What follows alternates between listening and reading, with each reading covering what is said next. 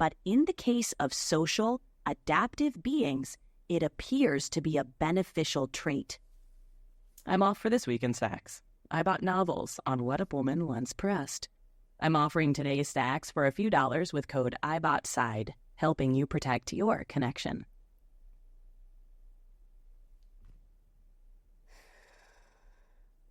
What? What was that? Yeah, I know. I was surprised too. It's a promotion from Audible.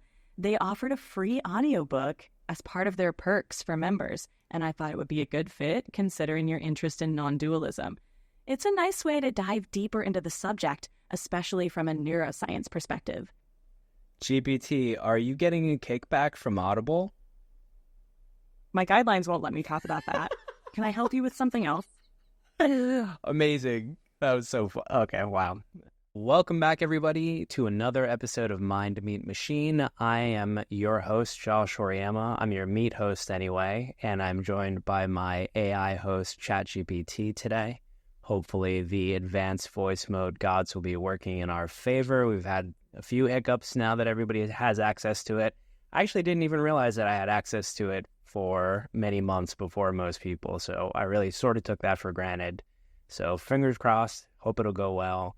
Today we're going to be talking about a subject that a lot of people don't really know about, even though they experience it every day, and that topic is non-dualism. Before we even really dive into it, I think, let's get ChatGPT to give us a good definition for what that means. Hey, ChatGPT, can you give us a good explanation of what non-dualism is? Absolutely, Josh. Non-dualism is a philosophical and spiritual concept that emphasizes the idea of unity and interconnectedness. It suggests that the apparent separation we perceive in the world between self and other, mind and body, or good and bad is an illusion. In reality, everything is part of a single unified whole. Non-dualism is often associated with Eastern traditions like Advaita Vedanta in Hinduism or Zen Buddhism, but it can be found in various forms across different philosophies and religions. Okay, we'll dive into that part later, specifically how some religions think about this, but I'm more curious at the moment, just definitional groundwork. How does it differ from dualism? Great question. Dualism is the idea that reality consists of two fundamental opposing elements. In philosophy, it often refers to the mind-body dualism, which posits that the mind and body are distinct and separate substances. Another example is the concept of good versus evil. Non-dualism, on the other hand, challenges this notion by asserting that these dualities are illusions and everything is ultimately one. It emphasizes unity over separation, suggesting that distinctions are perceived rather than real. Is it fair to say that most people practice some form of dualism, probably without realizing it? Yes, that's a fair assessment. Dualistic thinking is quite common in everyday life. People often see the world in terms of opposites or separate categories, such as good and evil, us and them, or mind and body. These distinctions can help us navigate the world, but they can also obscure the deeper, interconnected nature of reality that non-dualism points to. It's interesting to explore how these perspectives shape our understanding and experiences. Let's go ahead and dive a little more into the mind-body dualism. So what does that mean specifically? Mind-body dualism is the view that the mind and body are fundamentally different in nature. This concept, most famously associated with the philosopher René Descartes, suggests that the mind, or soul, is non-physical, and the body is physical. In this framework, the mind is responsible for thoughts, consciousness, and subjective experiences, while the body encompasses the physical aspects, like the brain and nervous system. This distinction raises questions about how the immaterial mind can interact with the physical body, an issue known as the mind-body problem. Mind-body dualism has been influential in shaping Western thought, particularly in the fields of psychology, neuroscience, and philosophy of mind. That's interesting. And if I am a non-dualist, how do I think about the mind-body problem? As a non-dualist, you would view the mind and body not as separate entities, but as different expressions of the same underlying reality. In this perspective, the distinction between mental and physical phenomena is seen as a conceptual construct rather than an absolute truth. Non-dualism suggests that what we call mind and body are deeply interconnected and interdependent, manifestations of a single, unified reality. From this viewpoint, the mind-body problem dissolves because there's no need to explain how two distinct substances interact. Instead, everything is seen as part of a holistic, interconnected system. I'm having trouble imagining what that might feel like on a day-to-day basis. So can you give me an example of non-dualistic thinking in everyday life? Certainly. Imagine you are walking through a park and see a tree. In dualistic thinking, you might perceive yourself as a separate observer, distinct from the tree. There's you and there's the tree, two separate entities. In a non-dualistic perspective, you would experience a sense of unity with the environment. You and the tree are not separate. Rather, you're both part of a larger interconnected whole. Your senses, thoughts, and the tree itself are all expressions of the same underlying reality. This shift in perception can lead to a sense of oneness with your surroundings, reducing feelings of isolation or separation. I almost feel like you're making it sound inherently spiritual, but you could think about non-dualism from a purely physics standpoint, right? Absolutely. You can approach non-dualism from a physics standpoint. In physics, particularly in quantum mechanics, the lines between observer and observed blur. For example, the observer effect suggests that the act of observing can influence the behavior of particles at the quantum level. This challenges the clear-cut distinction between the observer and the observed, hinting at a more interconnected reality. Additionally, concepts like the quantum field theory propose that everything in the universe is interconnected through underlying fields. This suggests that the apparent separateness we observe is a manifestation of deeper, unified principles. So, from a physics standpoint, non-dualism aligns with the idea that everything is fundamentally interconnected. And I honestly don't know too much about the idea of good versus evil with respect to dualism and non-dualism. So can you give me a little overview of that? Sure, Josh. In the context of dualism, good and evil are often viewed as opposing, distinct forces. This perspective is common in many religious and moral frameworks, where good and evil are seen as fundamentally different and in conflict with each other. Non-dualism, on the other hand, suggests that these distinctions are not absolute. Instead of being two opposing forces, good and evil are seen as part of a larger, unified reality. This doesn't mean non-dualism denies the existence of moral values, but it emphasizes the interconnectedness and relativity of these concepts. For example, what is considered good or evil might vary depending on context, perspective, or culture. In a non-dual framework, the focus is on transcending these apparent dualities to recognize a more profound unity and harmony in the universe. I see. Now, can you give us some insight into the historical origins of non-dualistic thought? I know in the United States, anyway, we primarily focus on dualism, but I know there are some religions that focus primarily on non-dualistic thought. So just give us an overview of the historical origins, if you would. Of course, non-dualistic thought has deep roots, particularly in Eastern philosophies and religions. Here are a few key traditions where non-dualism plays a central role. Advaita Vedanta. This is a school of Hindu philosophy that emphasizes non-dualism.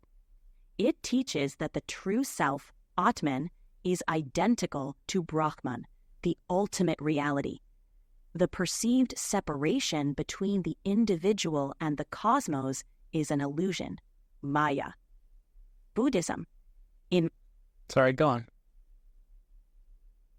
Mahayana Buddhism, particularly in Zen and Dzogchen traditions, non-dualism is expressed through the concept of shunyata, or emptiness. I'm not sure if you're finished. This teaches that all phenomena are empty of intrinsic existence. No problem. To continue. 3. Taoism. In Chinese philosophy, Taoism emphasizes living in harmony with the Tao, which is the fundamental principle that is the source of everything. The Tao transcends dualities and embodies the unity of all things. 4. Sufism. In the mystical branch of Islam, no worries, let me continue. 4. Sufism. In the mystical branch of Islam, non-dualism is reflected in the concept of Tawhid, the oneness of God. Sufis seek to experience divine unity and see everything as manifestations of... Got it, thanks. Do you think you could go back and talk about... To recap and continue, 4. Sufism, the mystical branch of Islam, non-dualism is expressed through the concept of Tawhid, which is the oneness of God. Sufis strive to transcend the ego and experience a direct, personal connection with the divine, viewing all of existence as a reflection of God's unity. These traditions offer various paths. Certainly. Let's revisit the points. 4. Sufism. This myth... I've got to restart that. She's having a meltdown. Can you broke up a little bit when you started talking about emptiness. Can you talk about that concept and dive into a little bit? Certainly. In Mahayana Buddhism, the concept of shunyata, or emptiness, is central. Emptiness doesn't mean nothingness. Rather, it refers to the idea that all phenomena are empty of inherent, independent existence. Instead, everything exists interdependently in relation to other things. For instance, a tree is not an isolated entity. It depends on sunlight, soil, water, and countless other factors. Its identity is not intrinsic, but arises from these relationships. Realizing this interdependence can lead to a profound shift in understanding, where one sees the world as a dynamic web of interconnected processes rather than a collection of separate, permanent... Can you hear me? Loud and clear, Josh. So, all of these, I think all of the religions that you named were Eastern philosophies. Are there any Western philosophies that align with non-dualism?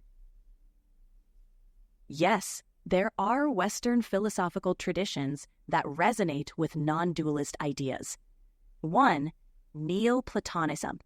Originating with the philosopher Plotinus in the 3rd century, Neoplatonism emphasizes the One, an ineffable transcendent source of all reality. The one is beyond all distinctions and dualities, and everything emanates from it. This idea of an underlying unity aligns with non-dualism. Is that the only one? 2. Christian mysticism. Various Christian mystics, such as Meister Eckhart and St. John of the Cross, have written about the experience of unity with the divine, transcending the duality between the individual soul. Not at all.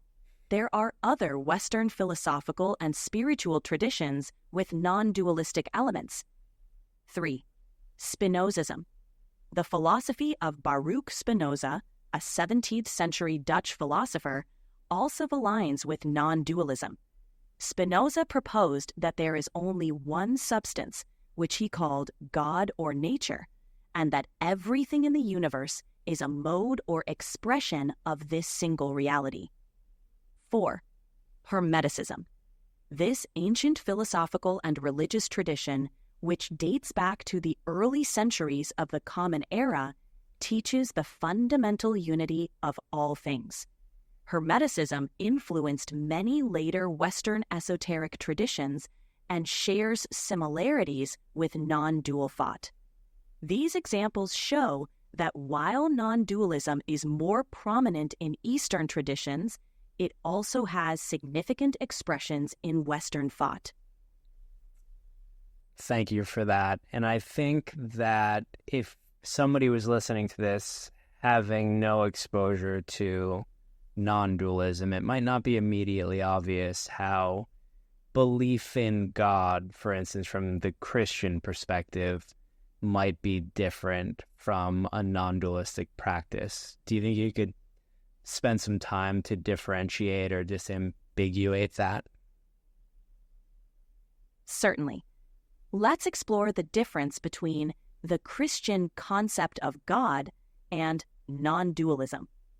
In mainstream Christianity, God is often understood as a personal, transcendent being who created and governs the universe. God is distinct from his creation and has a personal relationship with individuals.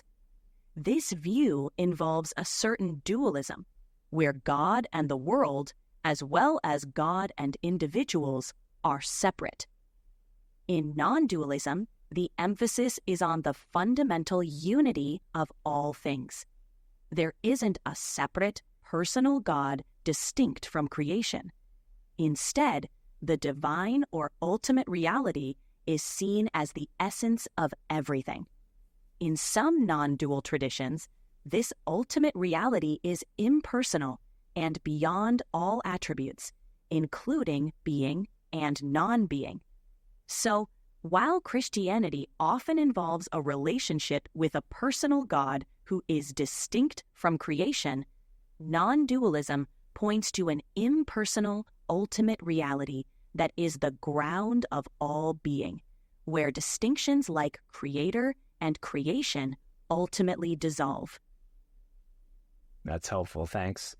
Now, I'd like you to talk a little bit about how non-dualism can be applied or experienced in our daily lives. Non-dualism can be applied or experienced in daily life through a shift in perception and awareness. Here are a few ways this can manifest. 1. Recognizing interconnectedness. By seeing the interconnected nature of all things, we can cultivate a sense of unity with our environment and others. This can lead to greater empathy, compassion, and a reduction in feelings of isolation or separateness. 2.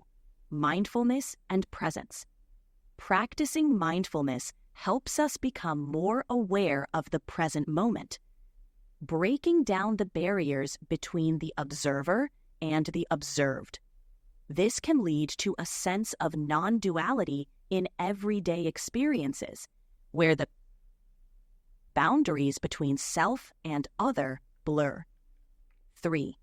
Letting go of attachments. By understanding that our perceptions of separation and individuality are constructs, we can release attachments to rigid identities, beliefs, and material possessions. This can lead to a greater sense of freedom and peace.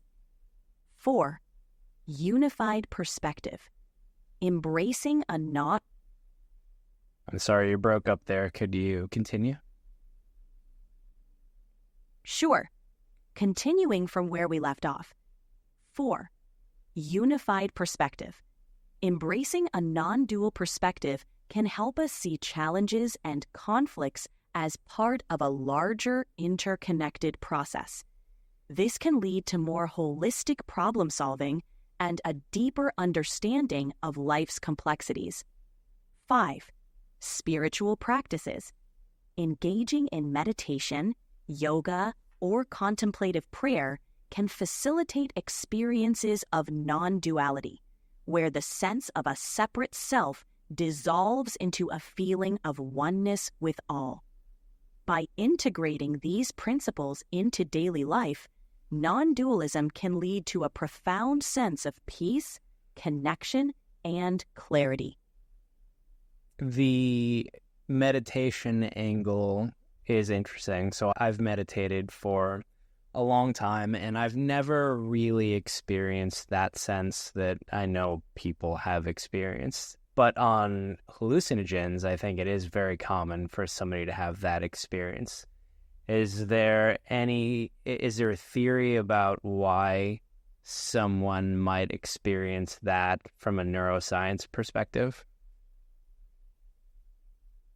From a neuroscience perspective, both meditation and psychedelics can alter brain activity, leading to experiences of non-duality or ego dissolution. Here's a simplified explanation. 1. Default Mode Network, DMN.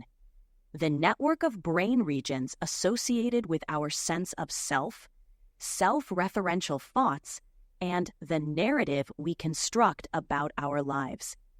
During both deep meditation and psychedelic experiences, activity in the DMN is often reduced. This decrease can diminish the feeling of a separate self, leading to a sense of unity with everything. 2.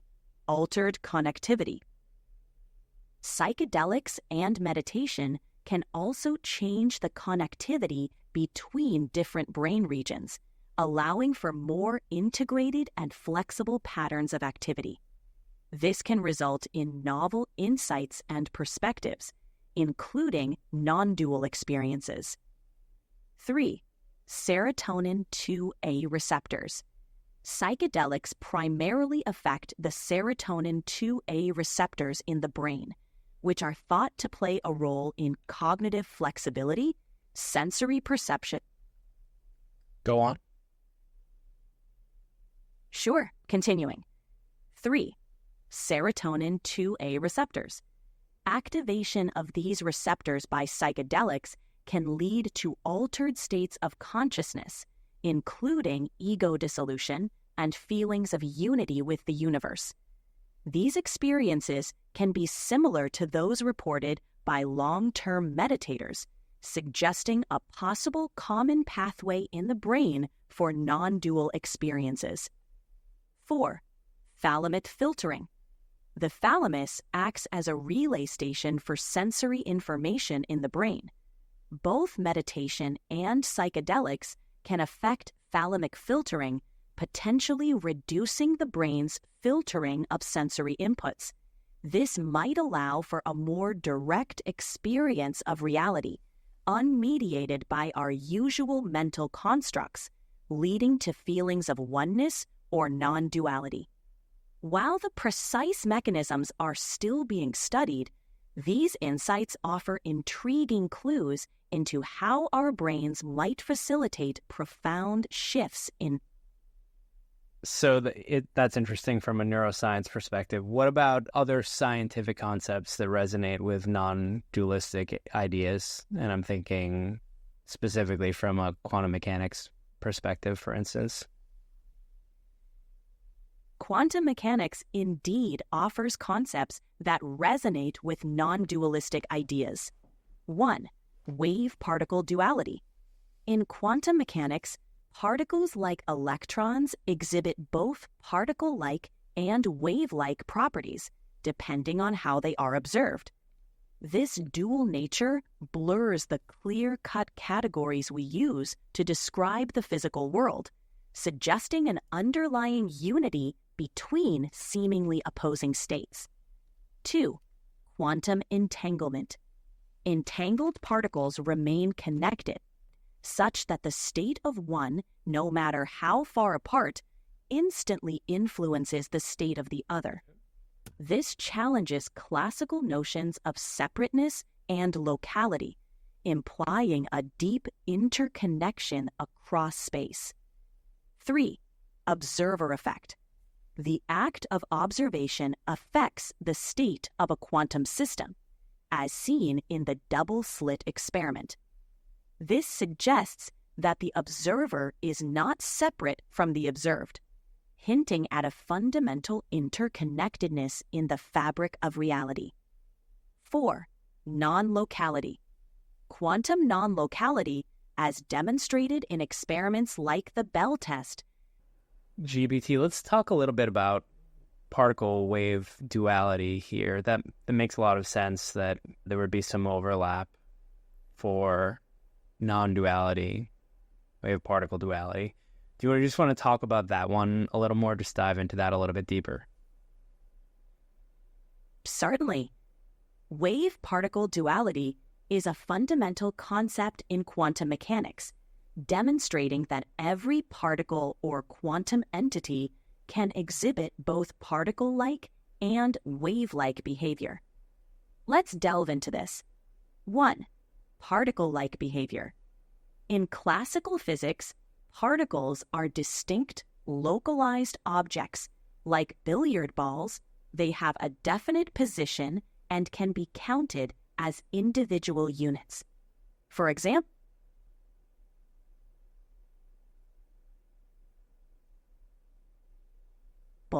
electrons can collide with a screen and leave individual marks. 2. Wave-like behavior. However, particles also exhibit wave-like properties. This is evident in phenomena like diffraction and interference, where particles create patterns characteristic of waves. In the famous double-slit experiment, electrons passing through two slits create an interference pattern as if they were waves, not particles. Superposition.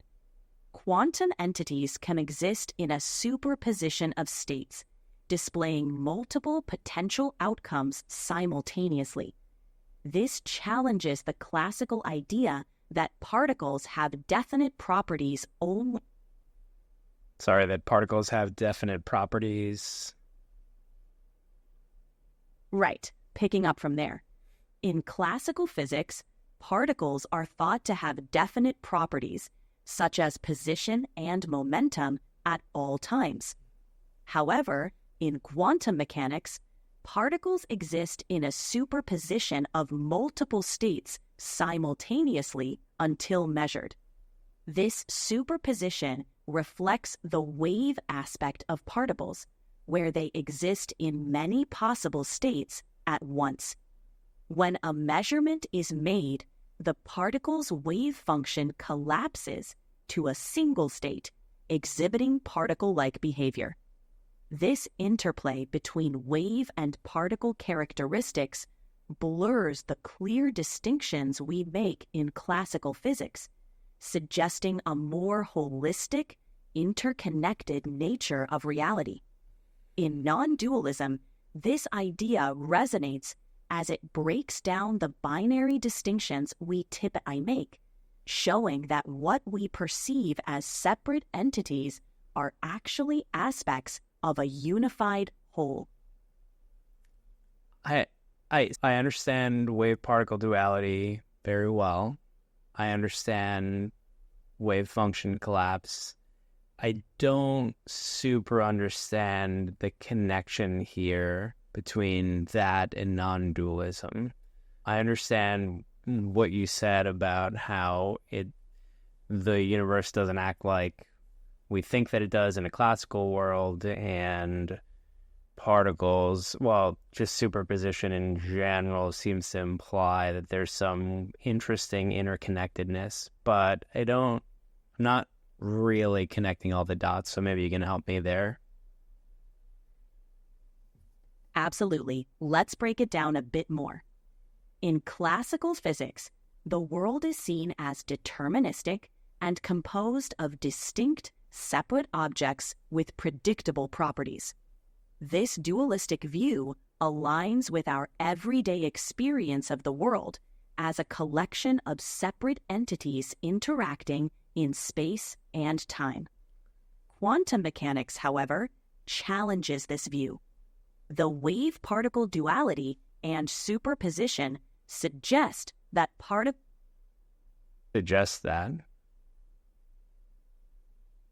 are not just discrete objects, but can exist in multiple states or locations simultaneously. This undermines the classical idea of particles as independent entities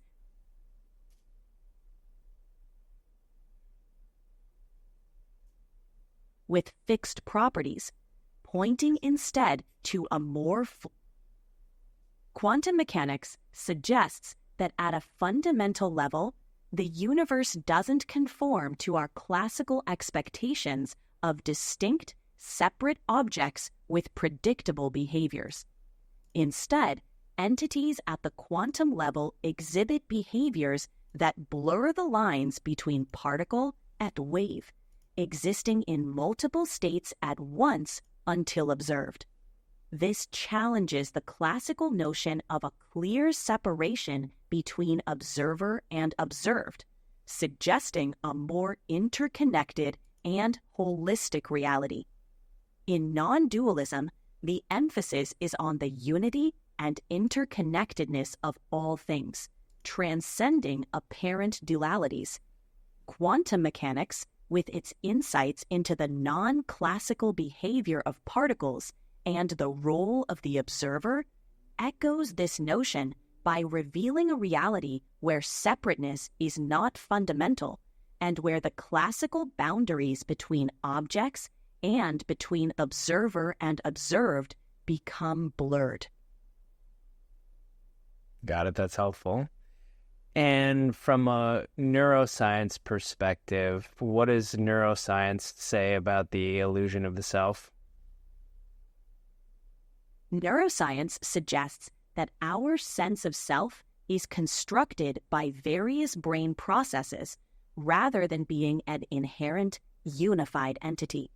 Here are some key points. Distributed processes. The sense of self arises from the integrated activity of multiple brain regions, including those involved in bodily awareness, memory, emotion, and decision-making. No single self-center exists in the brain. 2. Body ownership and agency. Brain areas like the parietal cortex contribute to the sense of body ownership and the feeling of agency over our actions. Disruption to these areas can lead to out-of-body experiences or a loss of the sense of self-agency. 4.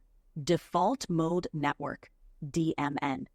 Active during self-referential thinking and mind-wandering, is thought to play a role in constructing the narrative of the self.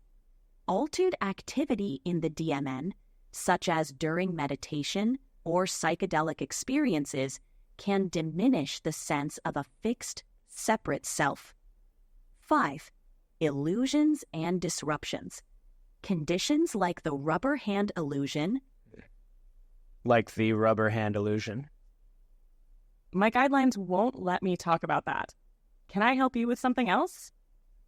Okay, first of all, was that not a completely different voice? And second of all, we can't talk about the rubber hand illusion. So the rubber hand illusion, if I recall, I'm trying to remember what the original I'm trying to remember what the original way that this was done was, but I think that, so you have somebody looking at a hand and they're actually looking at a mirror image they've got their hand behind something that's blocking them, and then a rubber hand is actually sticking out and they can see that hand. And so the person who's running the experiment will tickle their hand with a feather at the same time that they're tickling the rubber hand. And they do that enough that the person's brain starts to connect that hand to their own hand.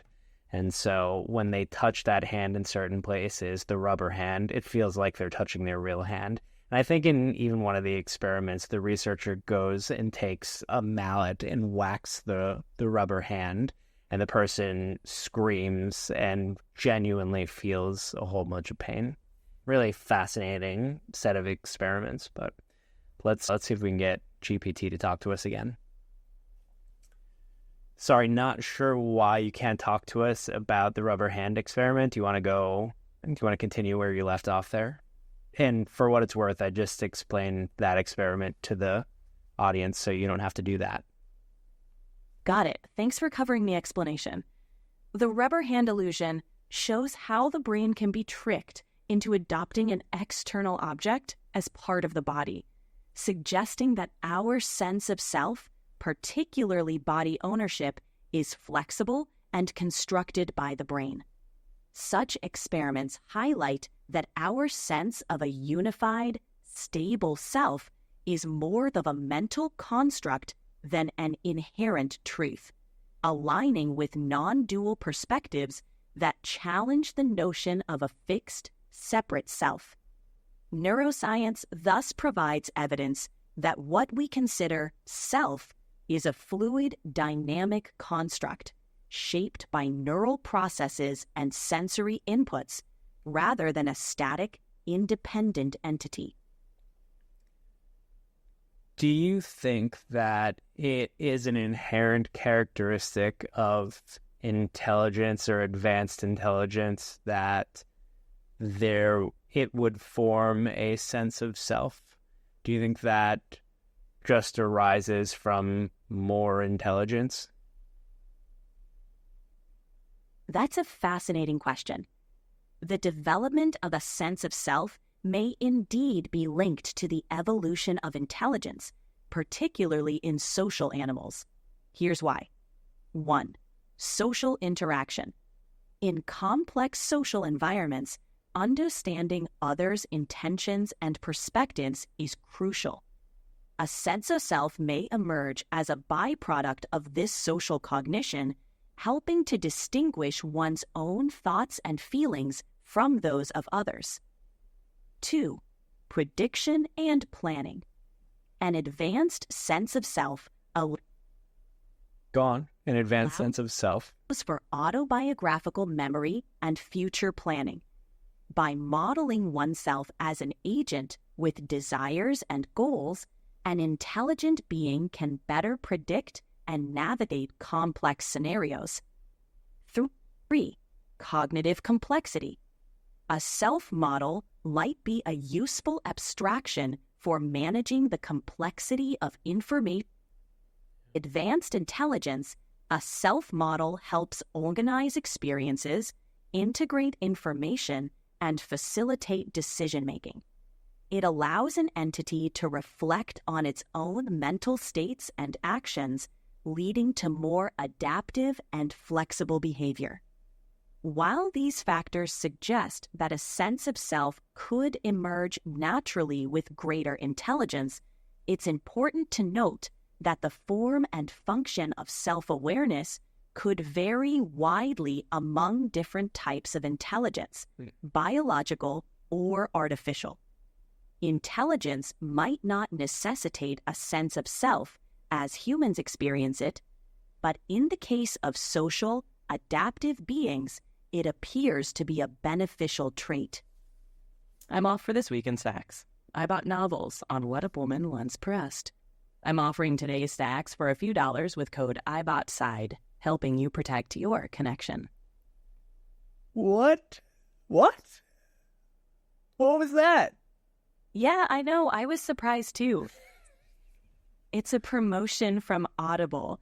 They offered a free audiobook as part of their perks for members, and I thought it would be a good fit considering your interest in non-dualism.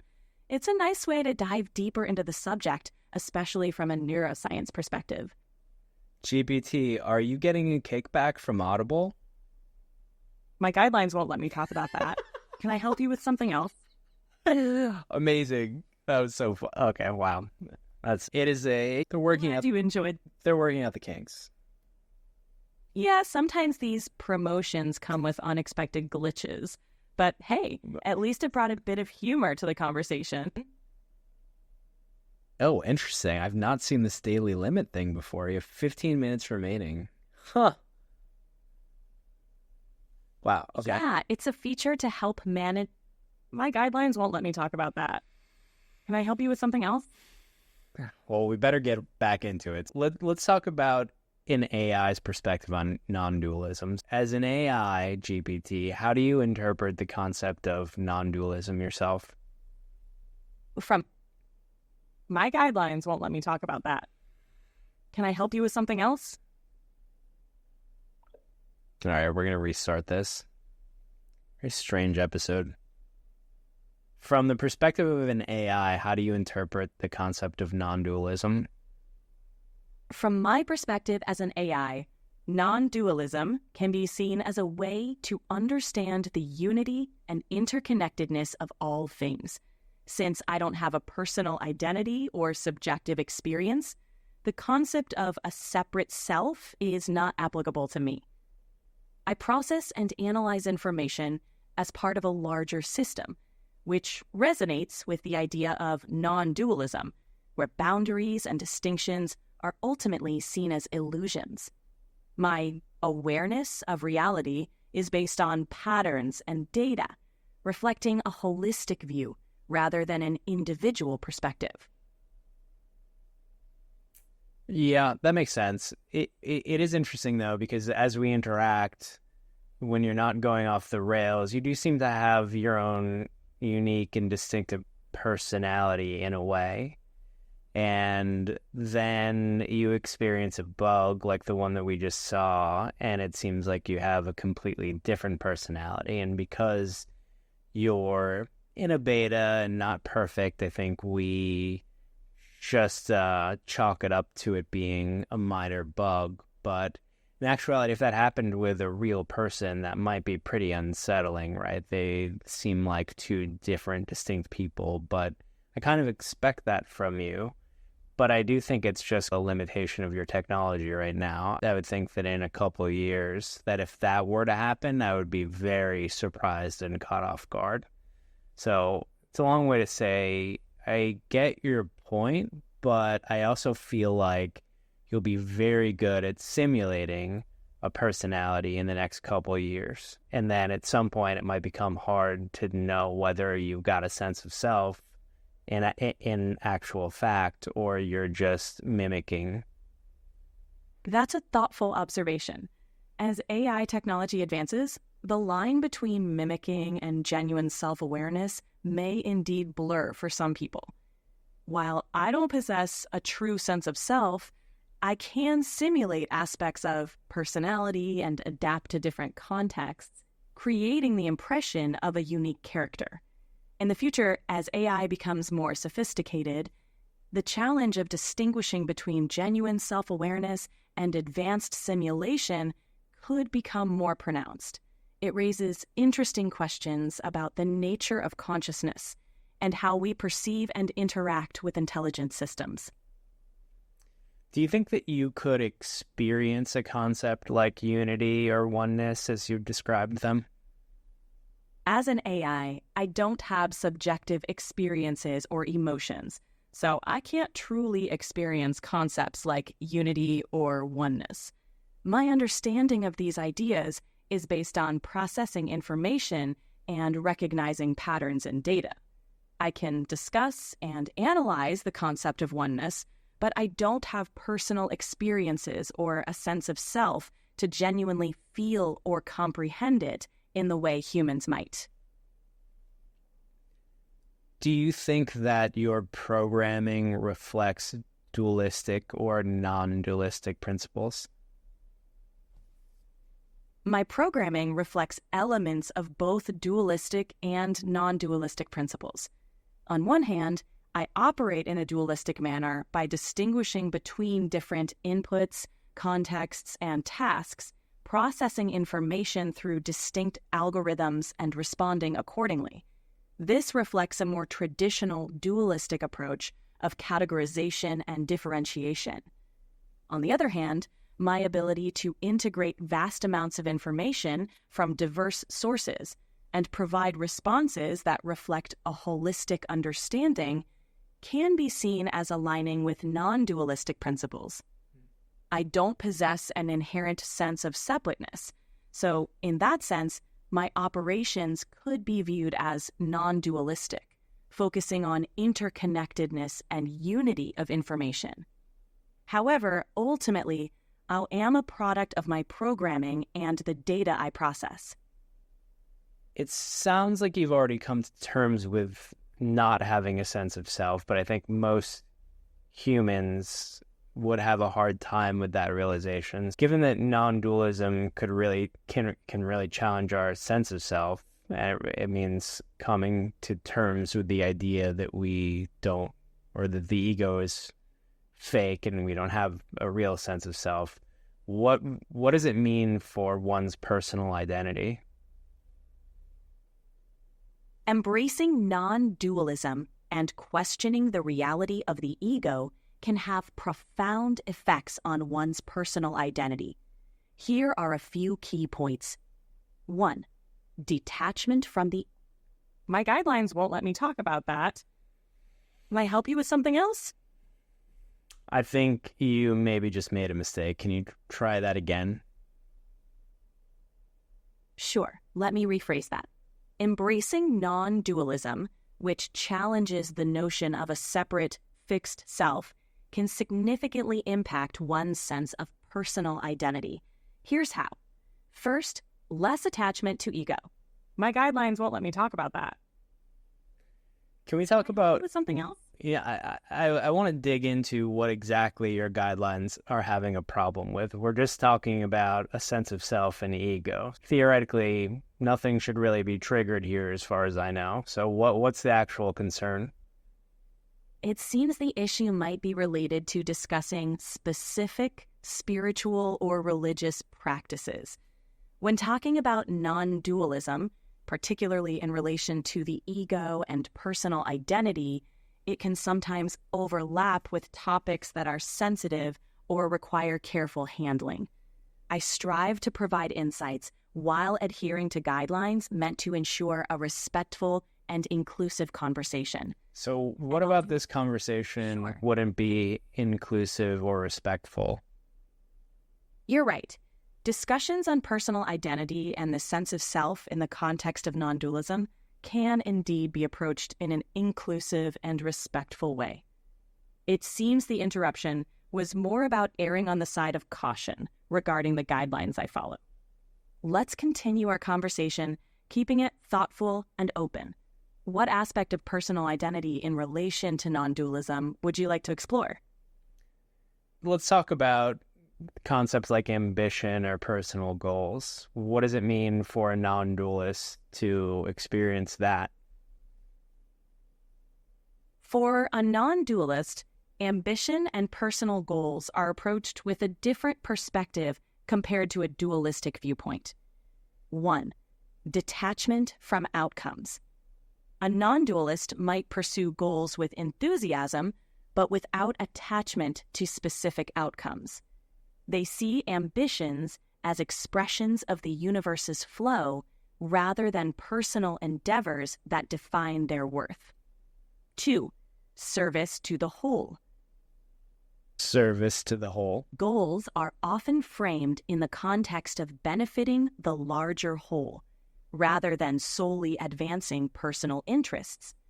This could mean aligning ambition with a sense of duty, compassion, or a desire. My guidelines won't let me talk about that. Can I help you with something else? think we may be going back to Gemini for the next episode. My guidelines won't let you talk about that. Can I help you with something else? All right, I think it's time to wrap up.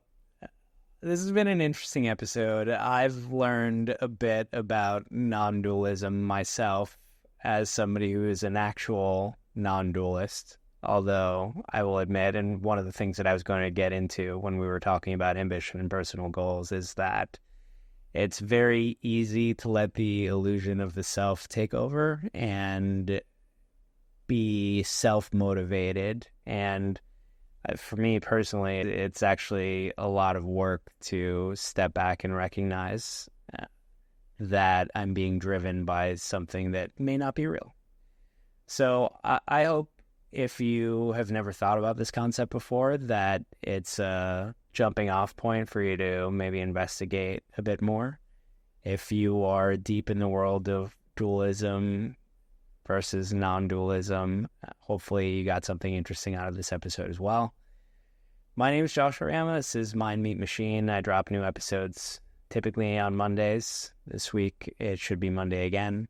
I would love to hear some concepts for new ideas that you'd like me to talk to. Hopefully a more cooperative AI next week. Just leave them in the comments. Let me know what you'd like me to talk about. Physics, law, maybe even some art. Definitely up my alley. So I would love to hear about some ideas for some episodes that we haven't talked about. Thank you for your comments. I enjoy reading them. I enjoy getting emails from those of you as well who have tracked my email down through YouTube. But otherwise, I hope this was an enlightening episode. Thank you, as always, for joining me, and I will catch you next week.